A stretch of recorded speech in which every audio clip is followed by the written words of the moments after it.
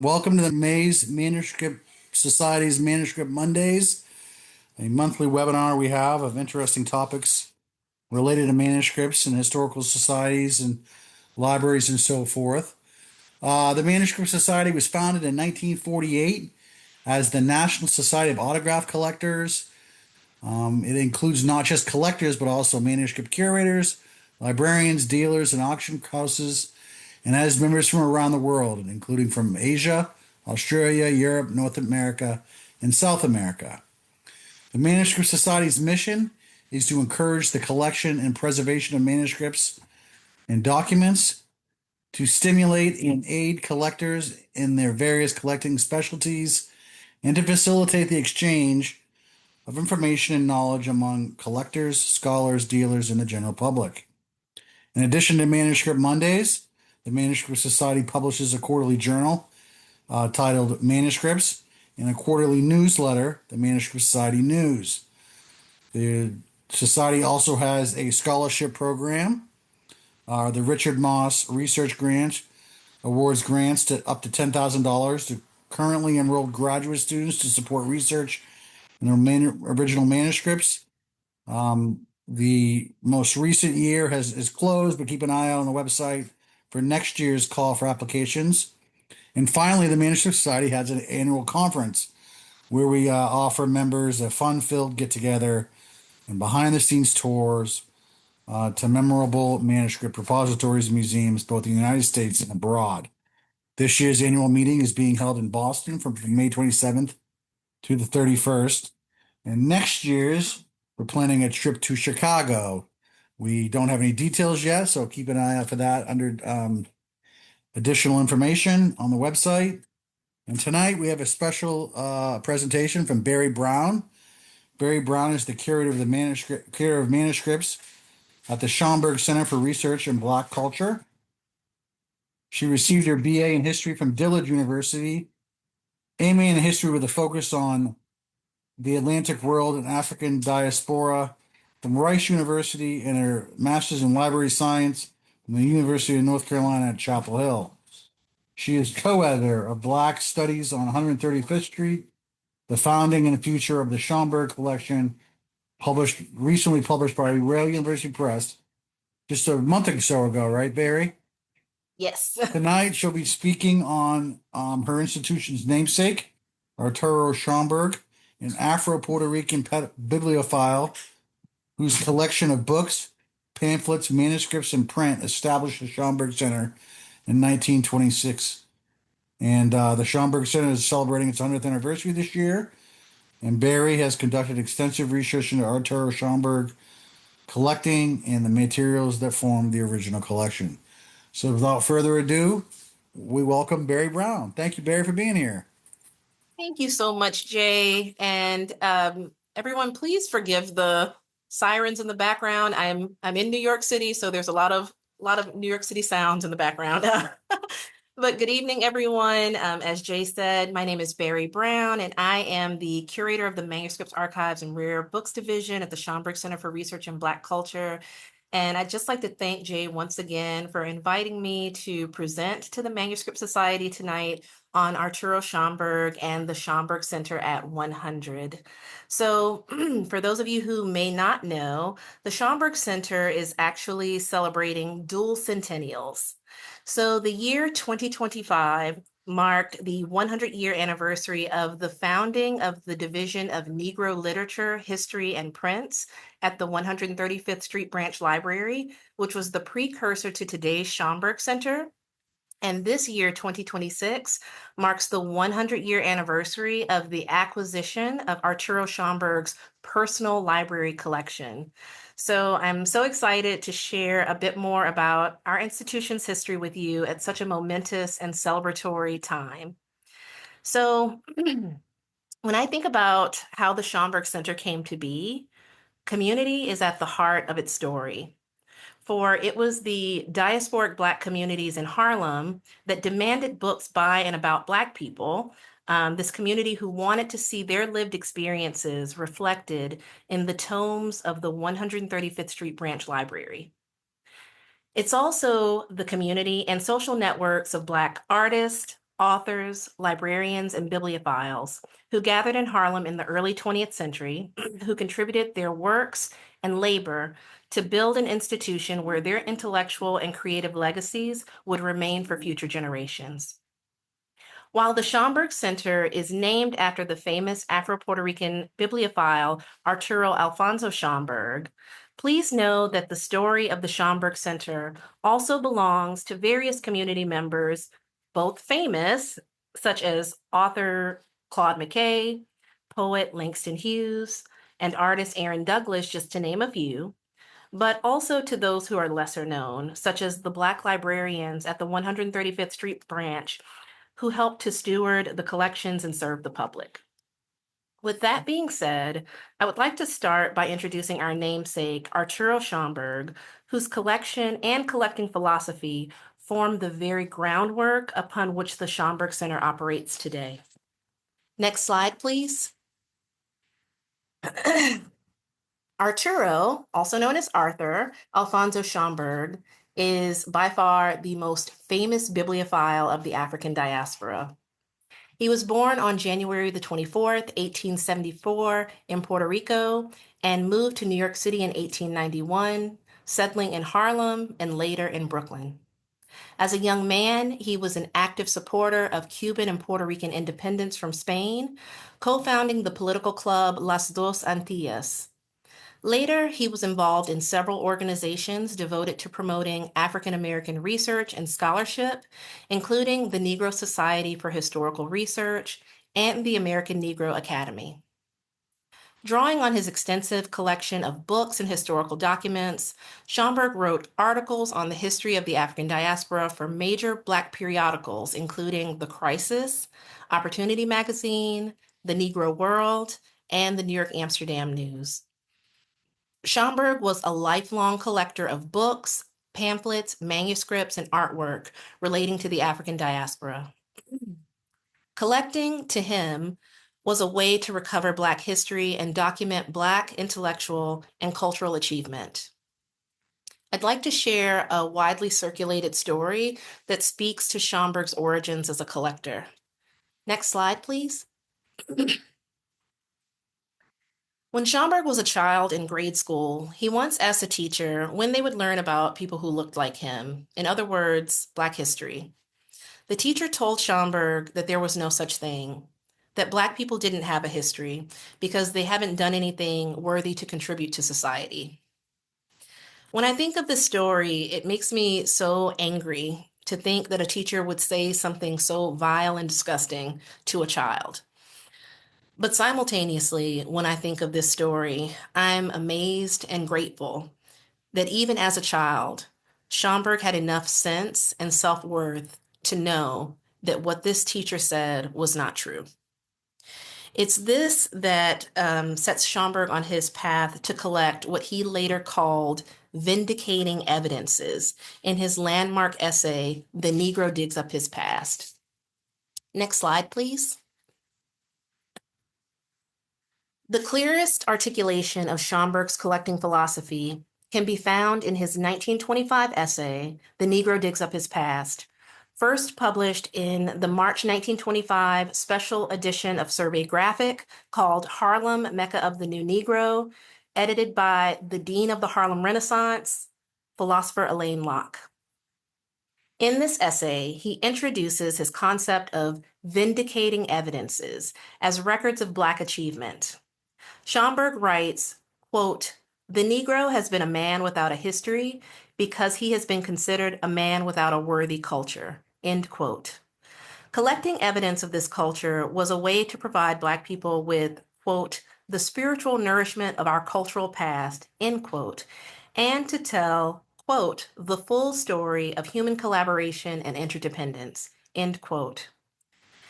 He collected from all over the world, corresponding with booksellers in France, Germany, the Netherlands, and elsewhere, and he traveled to Cuba and Spain on book collecting trips. Friends and acquaintances, many writers and bibliophiles themselves, often sent him books frequently signed and inscribed to Schomburg.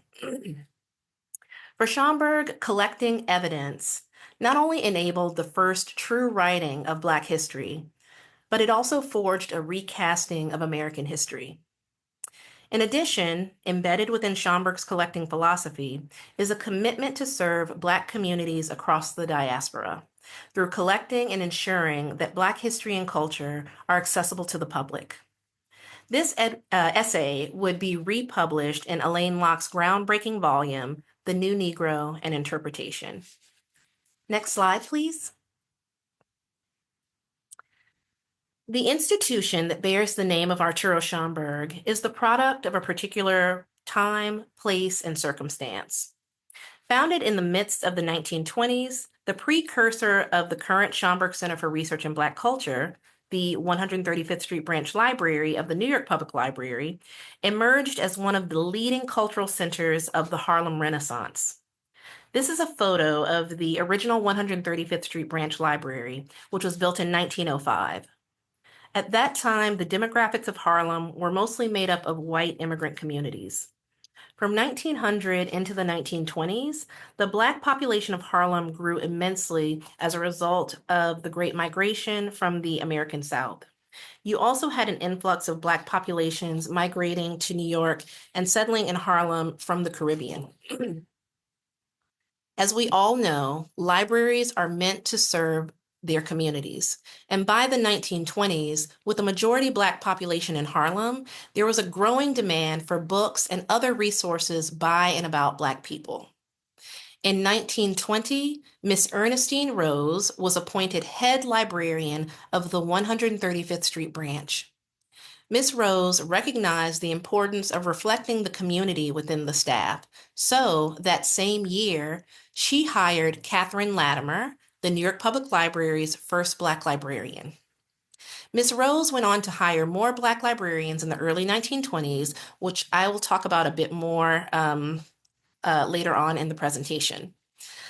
This would make the 135th Street Branch Library the first New York Public Library branch with an integrated staff.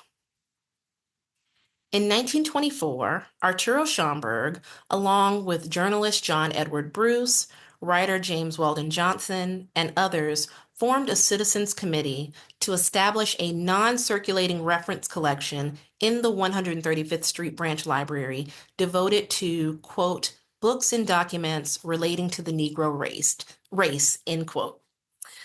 Working with head librarian Ernestine Rose, the collection opened on May 7, 1925, as the Division of Negro Literature, History, and Prints. The division became both a repository for a unique collection of books, archival and manuscript materials, and artwork by and about people of African descent. And it also became the setting in which the study and interpretation of Black history and culture were given new meaning for scholars, artists, intellectuals, and the general public alike. Next slide, please.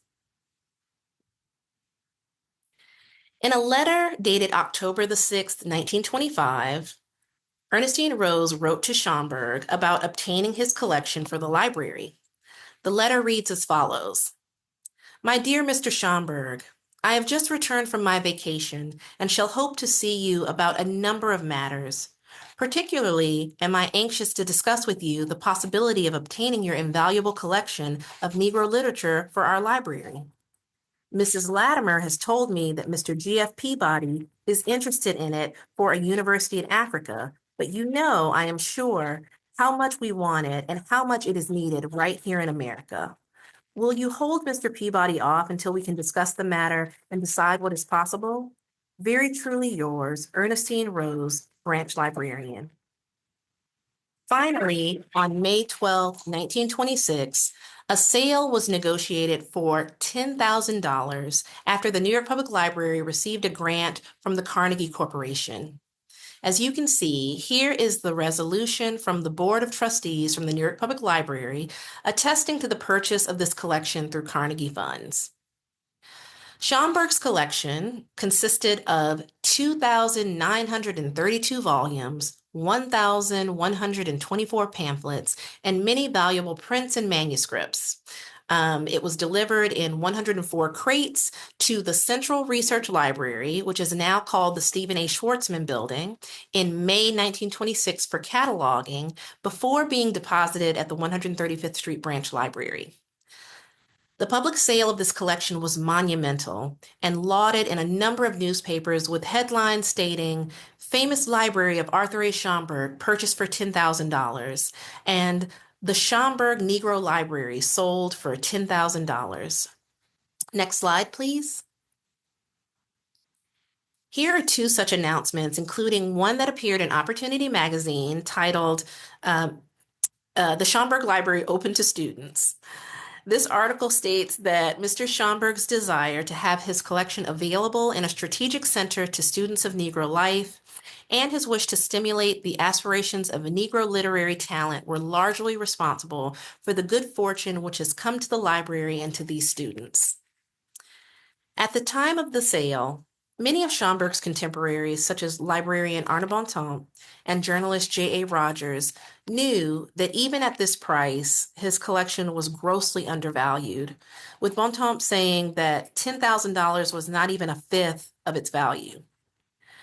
As Dr. Laura Helton states in her book, Scattered and Fugitive Things, How Black Collectors Created Archives and Remade History, despite the modest price for Schomburg, this sale was symbolic as well as pragmatic, and publicly confronted the charge that Black books and, by proxy, the Black lives they chronicled had no value. In regards to the sale, Schomburg stated, quote, "Some of those books are actually priceless and cost a great deal of money. Others, not so rare, cost less. But the whole amount hardly gives me back the money I spent to get them. My time, labor, etc. go free, and I give them gladly.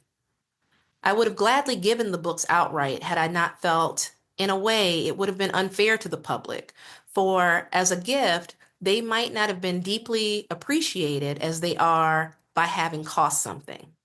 Those who know what they cost naturally feel there must be some real value attached to them." End quote. This sale granted the collection institutional value and longevity, which had always been Schomburg's goal. His collection vastly increased the size of the existing Negro division, and it became what we like to call today our seed library, because it is the seed from which all other collecting grew at the Schomburg, and it forms the nucleus of the modern-day Schomburg Center. Next slide, please. Here we have some photos that really transport us back a century ago. Images of the reading room of the Negro Division of Literature, History, and Prints, and the integrated library staff. I'd like to take this opportunity to acknowledge an often overlooked group of individuals who helped build Black collections and institutions, the Black librarians of this period. Next slide, please.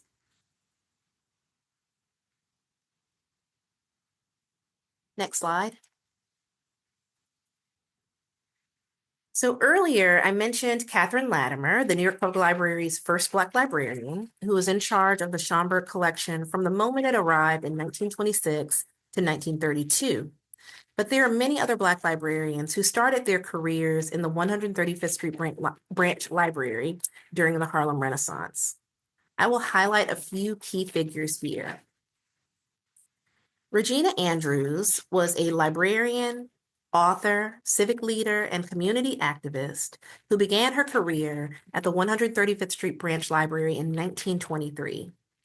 Andrews's Harlem home, an apartment at 580 St. Nicholas Avenue, known as the Dream Haven, functioned as a gathering place for many figures of the period, including Zora Neale Hurston, W.E.B. Du Bois, Langston Hughes, and Countee Cullen.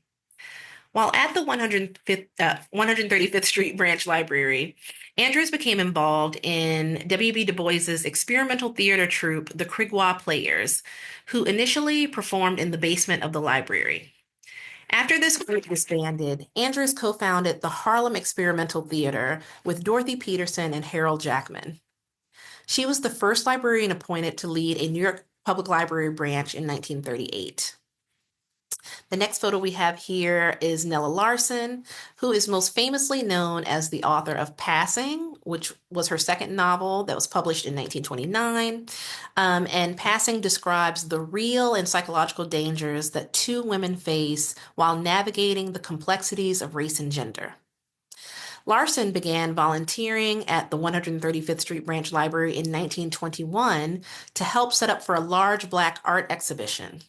At that time, she was encouraged by Ernestine Rose to seek formal training as a librarian. Upon Rose's suggestion, Larson became the first African American student to enroll in the New York Public Library's library school. When she graduated in 1923, she briefly worked at the 135th Street Branch Library, where she managed the children's room. She left librarianship altogether once her novels began to receive acclaim. On this slide, the last photo is of Pura Belpré, the first Afro-Puerto Rican librarian hired by the New York Public Library. She also credits Ernestine Rose for recruiting her as a bilingual library assistant in 1921. This marked the beginning of her lifelong service to children's librarianship, which would span over 6 decades until her death in 1982.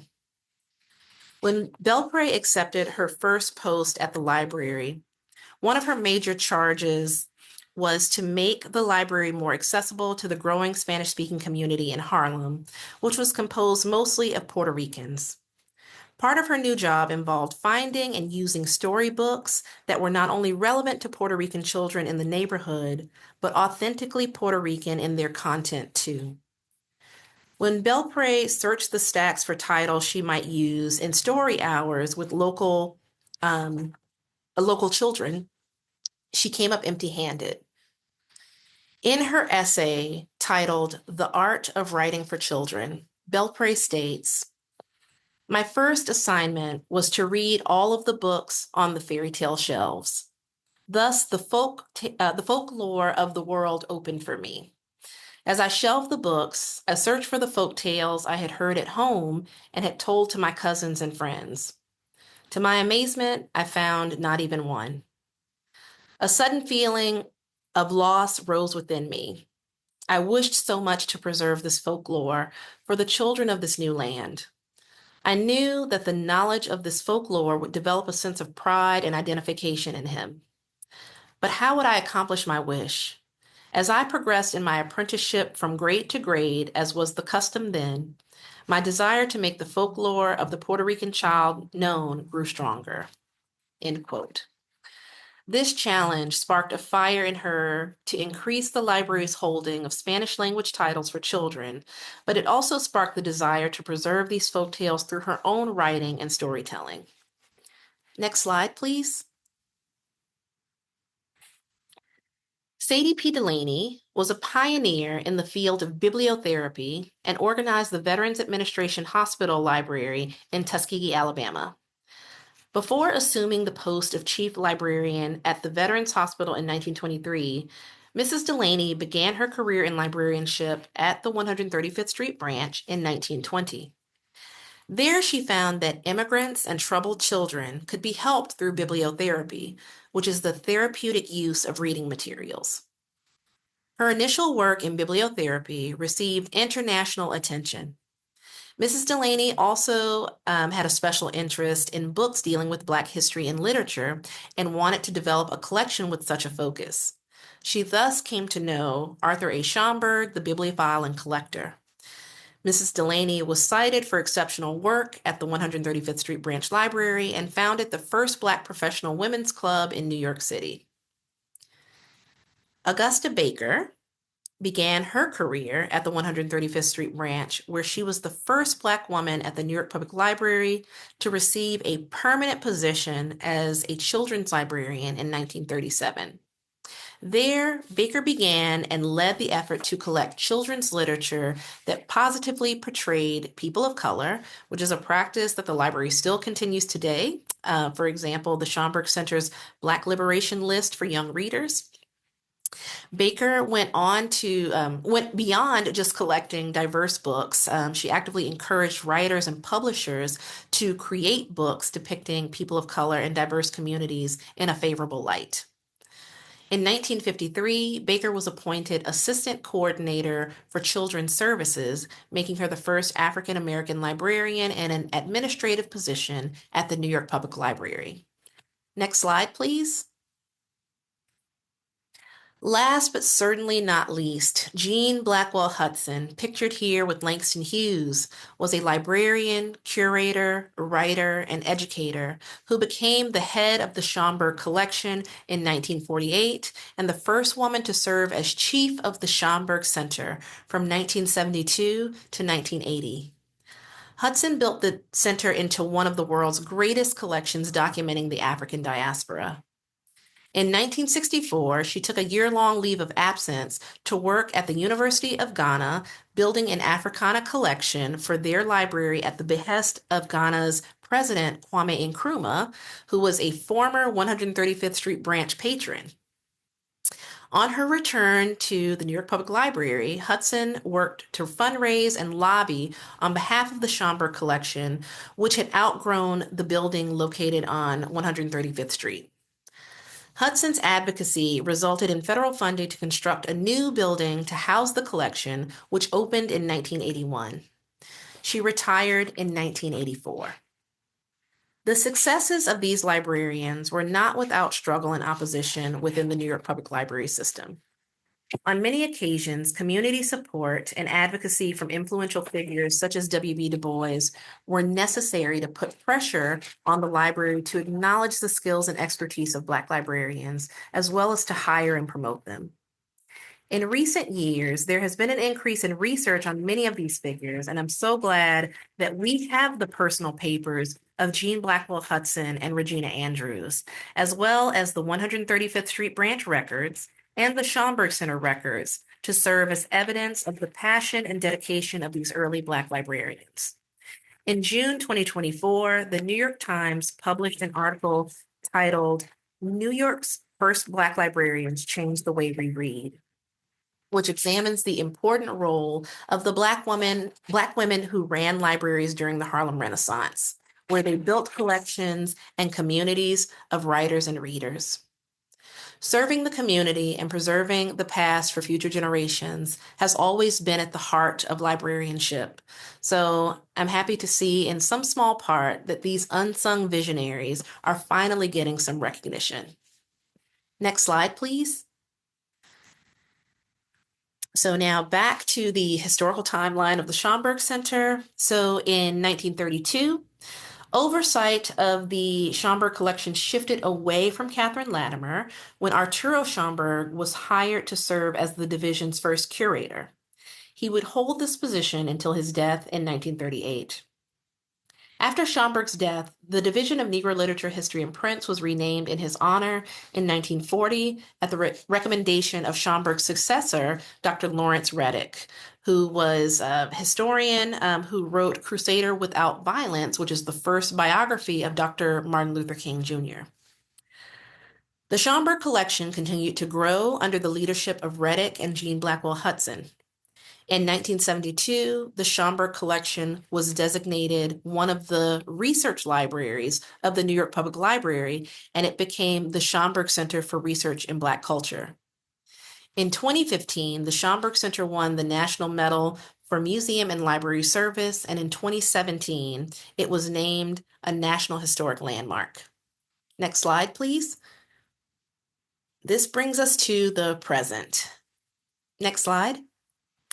So today, Arturo Schomburg's Seed Library has grown to over 12 million items, including books, photographs, artwork, film, digital material, and the center that bears his name is one of the world's leading cultural institutions devoted to the collecting, preserving, and making accessible materials that document the lived experiences of people of African descent globally.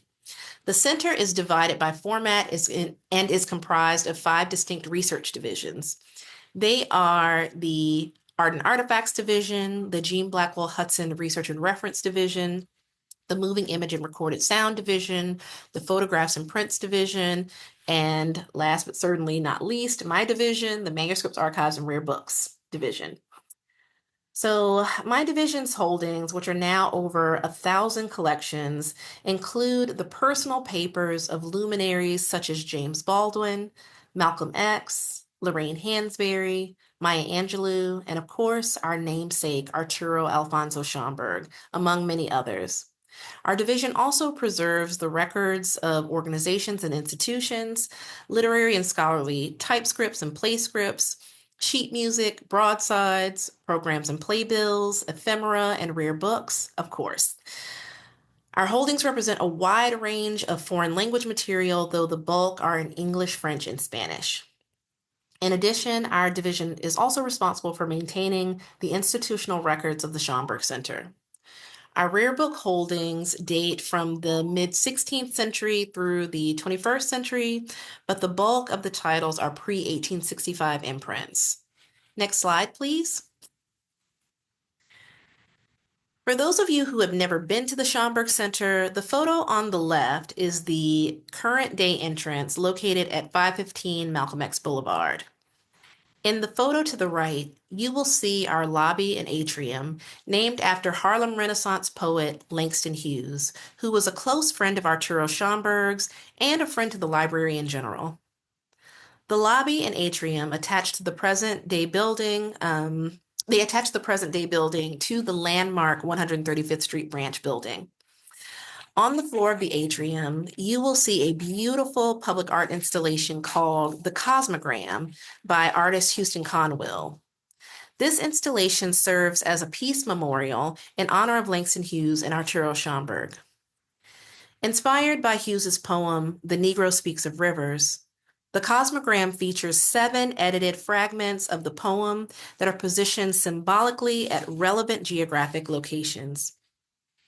The final words of the poem, "My soul has grown deep like the rivers," are embedded in the body of a fish shape at the center of the circle. Langston Hughes's cremated remains are interred in a stainless steel book-shaped urn beneath this emblem. The terrazzo floor is marked by a brass cosmogram bearing song lines, text, and literary signs paying ancestral tribute in the tradition of African ritual ground markings, weaving a web of connections between people of diverse cultures and backgrounds, the past and the present. 2 significant components of the cosmogram, the lifelines, are drawn in homage to ancestors Schomburg and Hughes. The lines symbolically pass through the places of their births, Puerto Rico, whose geographic location determines the outer circle of the cosmogram, and Joplin, Missouri, intersecting at the crossroads in Harlem where they lived, achieved, and died. This is the most sacred space in all of the Schomburg Center.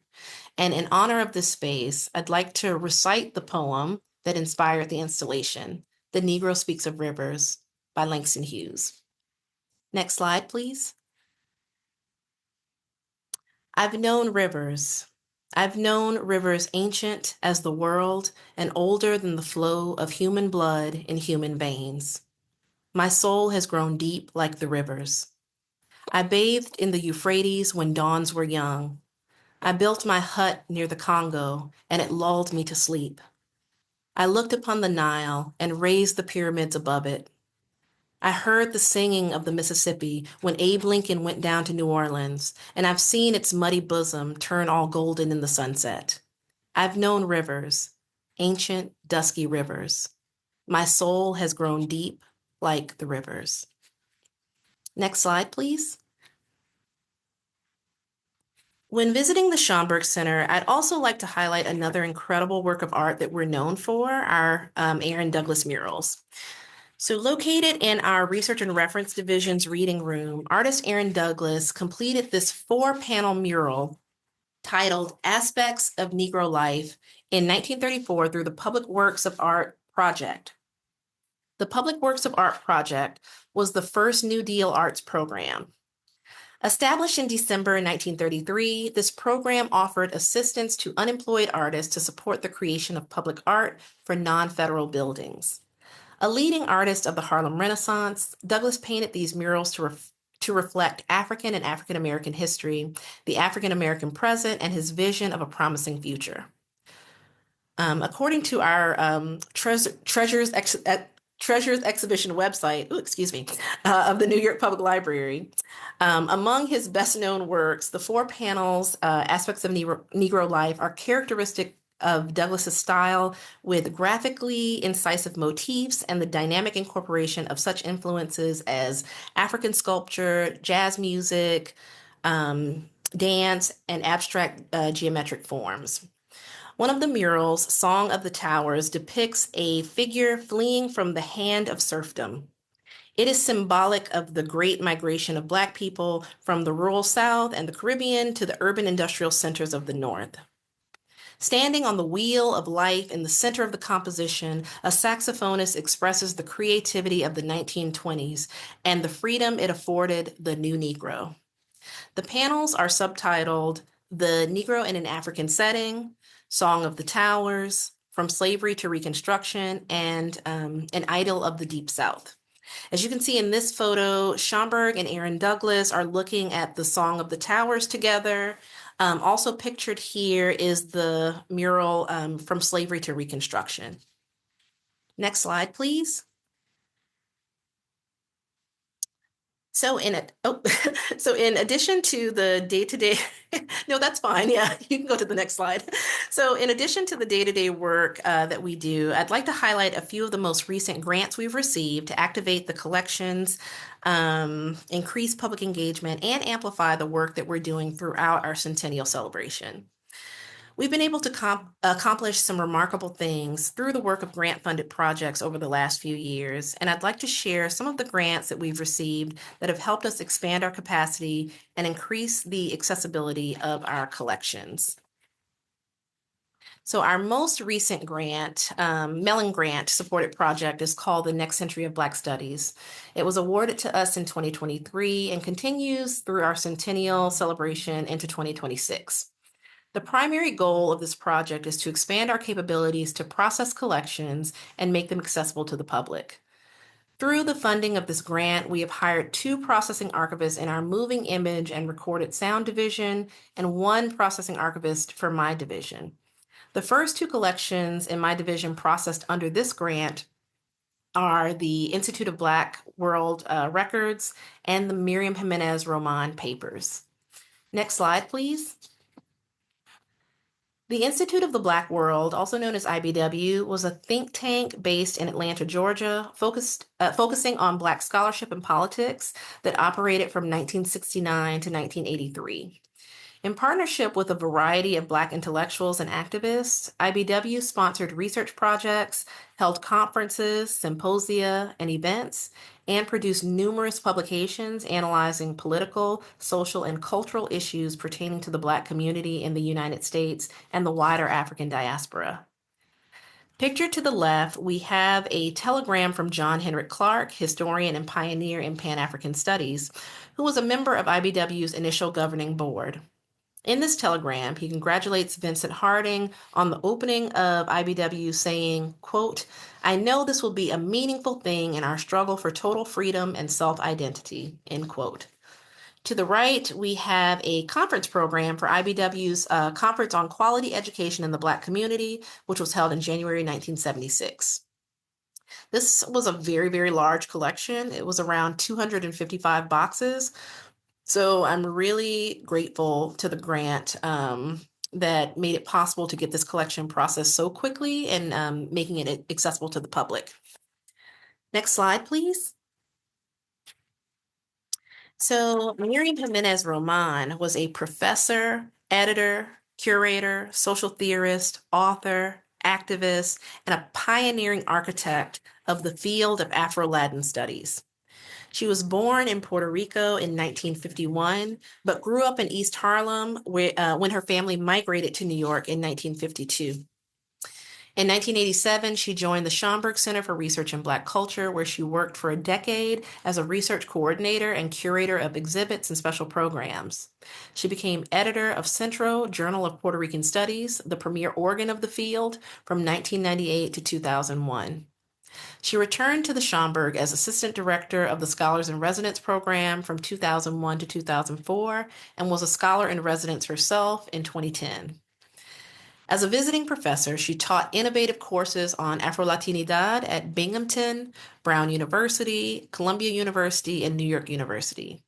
In 2005, she co-founded and was executive director of the Afro-Latine Project, which was renamed the Afro-Latine Forum in 2007. Her critically acclaimed book, The Afro-Latine Reader, History and Culture in the United States, co-edited with her husband, Juan Flores, won the 2011 American Book Award. She also co-founded and edited Palgrave Macmillan's Afro-Latine Diaspora's book series and helped organize the Black Latinas Know Collective in 2019 to promote and mentor Afro-Latina intellectuals who study Blackness and Latinidad. Needless to say, she was a powerhouse, so I'm thrilled that her papers are now open and available to researchers. The culminating event of this grant will be a symposium called The Future of Black Studies. So please keep this on your radar for fall 2026. I think the call for papers has actually gone out now. We hope that the collections that are processed under this grant will form the foundation of the next century of Black studies. Next slide, please. Next slide. So May 2026, this is where we are now. So May 2026 marks the centennial of the arrival of Arturo Schomburg's collection of over 4,000 books, pamphlets, papers, and prints at the 135th Street branch of the New York Public Library in Harlem. To celebrate this occasion, our centennial publication, Black Studies on 135th Street, The Founding and Future of the Schomburg Collection, co-edited by me, Dr. Laura E. Helton, and Dr. Vanessa K. Valdés, reflects on the legacy of this purchase. In 2018, the Schomburg Center received a $2 million Mellon grant to help support the Home to Harlem project. The title of this grant, Home to Harlem, came from former Schomburg director Kevin Young, who was inspired by an inscription he saw in Claude McKay's book Harlem Shadows, in which McKay wrote his famous poem, If We Must Die, on the first flyleaf page of the book at Schomburg's request. Next slide, please.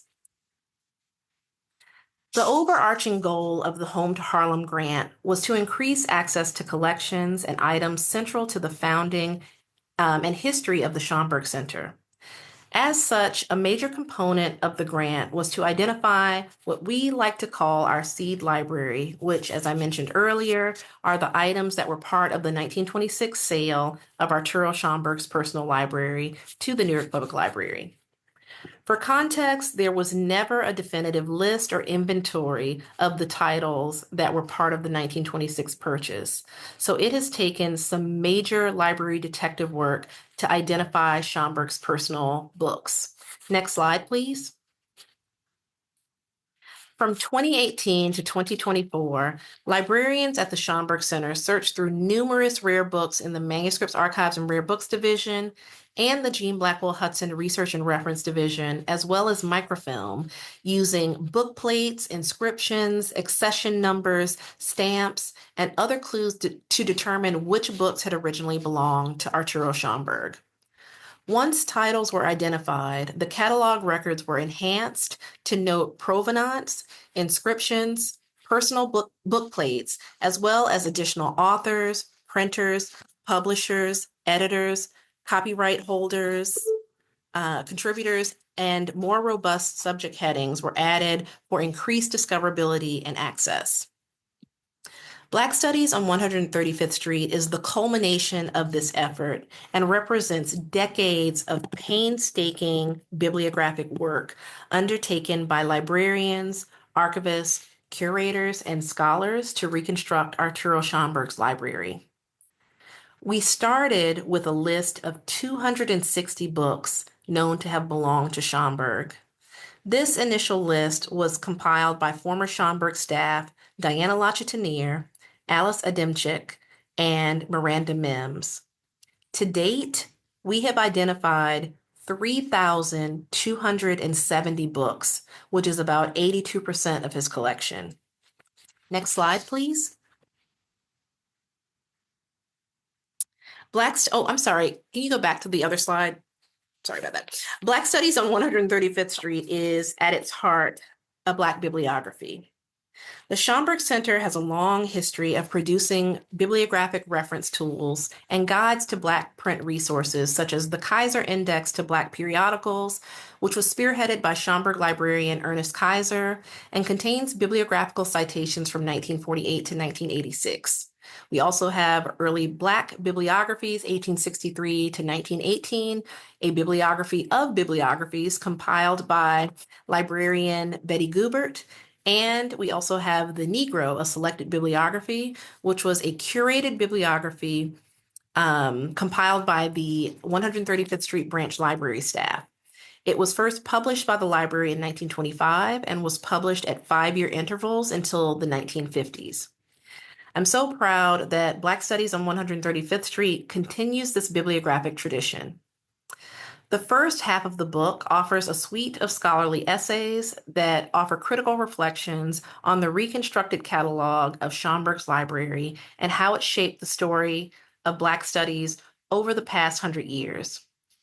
For me, the essays serve as the perfect example of how one might use this bibliography as a site to imagine the future of the field that Schomburg helped to create. They leave readers with an open invitation to take a deep dive into Arturo Schomburg's library and follow their own intellectual curiosity. The latter half of the book is the bibliography, the actual listing of titles that we have identified as belonging to Schomburg. These entries are based on the enhanced catalog records that I mentioned before. In many ways, this book has been 100 years in the making, and now, for the first time ever, through this publication, the world will finally know what was in Arturo Schomburg's library. Next slide, please. Inspired by our centennial publication, our new centennial exhibition, which just opened on May the 7th, is called To Uncover and Reveal to the World, Arturo Schomburg's Library. This exhibition was curated by Dr. Laura Helton, and it also serves as an open invitation to peruse Schomburg's library and to see the world through his diasporic eyes and to be inspired by his radical curatorial vision, to see value where others did not, which built this incredible collection and an institution that we are celebrating a century later. So just to close out my presentation for tonight, the next few slides are just some snippets and images from the exhibition. So next slide, please. So these images, so on the left, you have the parlor of John Edward Bruce, who was a member of the Negro Historical Society along with Schomburg, and you'll see that picture of the members on the right there. But this gave the visual inspiration for the exhibition. So next slide, please. So Dr. Laura Helton wanted to recreate the parlor of a bibliophile. So as you're walking through the exhibition, you get that sense of being in a bibliophile's reading parlor. Also, you'll note the kind of like busy wallpaper there. So if you go to the next slide, so that design was actually taken from the end papers from one of the books in Schomburg Seed Library, the Haitian Papers from 1816, I believe. And lastly, this third image here, this is the inscription that inspired the title of the exhibition, To Uncover and Reveal to the World. So this image is from The African Abroad by William H. Ferris, and the inscription reads, "My dear Mr. Schomburg, in appreciation for your efforts to uncover and reveal to the world the unknown and forgotten achievements of men and women of color, and in recognition of your valued work in making known to colored men their own worth, I present to you my personal copy of The African Abroad. Sincerely yours, William H. Ferris." And that inscription is dated August 28th, 1913. So next slide, please. So again, thank you so much for allowing me to present to you tonight on the Schomburg Center's centennial celebration and some of our institutional history. And I hope if you're in the New York area anytime between now and December, you'll come visit, you'll come take a look at the centennial exhibition for yourself. It's really amazing. And yeah, thank you so much. And ready for any questions, thoughts, yeah, anything on your mind. Thanks, Barry. That was wonderful. If you have any questions, please either put it in the Q&A and I'll read them off, but I'll get us started. Was there any criticism of the New York Public Library's acquisition of this collection? No, it was actually acquired with great excitement by the library. The only criticism I would say was the price. There was actually, again, a lot of commentary about how low the price was.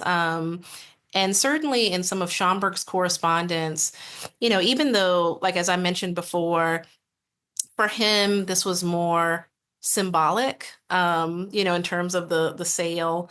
Um, he did kind of vacillate sometimes between frustration, at how low the sale price was, but also being very proud that the collection was part of an institution and that it would have such a long lasting legacy. So there was a lot of forethought there that, kind of gave him some comfort at, again, the low sale price. So I think that that was the biggest kind of pushback point there. Okay. Here's a question from Brad Cook. He's the editor of our magazine. Can you talk about any manuscripts in the collection that you might not have mentioned and are particularly interesting to you? Yeah, so actually, and this is why I wish that folks would really come to see the exhibition for yourself. But one of the manuscript collections that I think Schomburg was most proud of, that is on display right now, are the sermons of Alexander Crummell, who founded the American Negro Academy. And he's also, again, like kind of early architect of Pan-African thought. But Alexander Crummell, there's this amazing story of how Schomburg rescued the sermons from a hayloft. And that's actually documented. It's like written down, noted on the sermons themselves, like one of the pages about how they were found in a hayloft. So that's one manuscript that I would love for people to come see, in person, these Crummell sermons. Another manuscript that I think, got a lot of attention, that I didn't mention in this presentation, but it's actually the Quran that was used in New York City Mayor Mamdani's midnight swearing in ceremony. So this Quran, which is, again, Arabic manuscript, Islamic manuscript. It was part of Schomburg's Seed Library collection. It's actually one of two Qurans that Schomburg had in his collection. The other Quran is, if I'm not mistaken, it's a 19th century translation. But the kind of small, Quran that was used for the midnight swearing in, we didn't have a lot of identifying information on it. Like as we were trying to work through the Home to Harlem project and enhance the catalog records. So I had to reach out to a colleague. So the New York Public Library has a curator of, oh, hey, everybody, I'm seeing all these like lovely pop-up messages. I'm sorry, I'm getting distracted. But I had to reach out to a colleague of mine at the New York Public Library, Dr. Hiba Abid, who is the curator of Middle Eastern and Islamic Studies at the New York Public Library.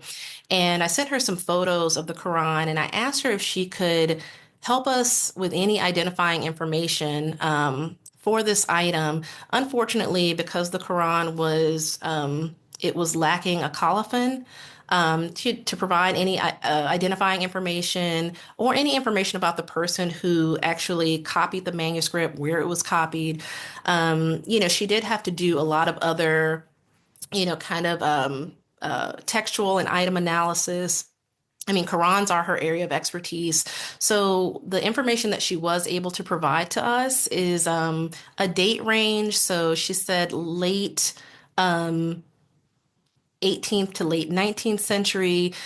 She believes that the Quran was copied in the, I guess, like modern day, like Syria, Lebanon area, which kind of differed a little from perhaps maybe some of the thoughts where Schomburg, thought that it might have been copied. In some of his descriptions of this Islamic manuscript, he talks about it being copied by a Nubian from the interior. So again, just from what Hiba was seeing on the Quran, she says that it may have been in a bit of a different region. Also, just noting the size of the Quran and also the lack of kind of like ornate, illuminated, like calligraphy of any kind. It was a Quran that was used for private use, daily reading. Again, also because of the small size, she also noted that it was probably carried on the body, perhaps as a protective talisman. So this was another treasured manuscript item that Schomburg noted as part of his collection. So yeah, so there are quite a few that I can go on and on, but I'll stop there. Okay. Yeah. Here's a question from Janet Steins, a retired librarian from Boston. What kinds of new acquisitions do you have today? Are they purchases, gifts, both? Both, yeah, it's a combination. It's a combination of a lot of things. Yeah, I'm trying to think of some new acquisitions to mention right now that I'm excited about all of our acquisitions, but some of the ones that immediately come to mind, especially speaking of manuscripts. So a few years ago, we acquired a Vi manuscript. So it's a manuscript written entirely in Vi language, which originates from I think 19th century Liberia. And it's actually it's a diary. It's to some linguistic scholars who have seen the manuscript before, it's colloquially called the Book of Dreams because the author of the diary often talks about his dreams. So that was acquired a few years ago. Most recently, I'm really excited that we now have the papers of James Lloydovich Patterson. So, Mr. James Lloydovich Patterson, who recently passed away last year, but he was a Black Russian child star in the 1930s. He starred in a Russian propaganda film called Circus in 1936.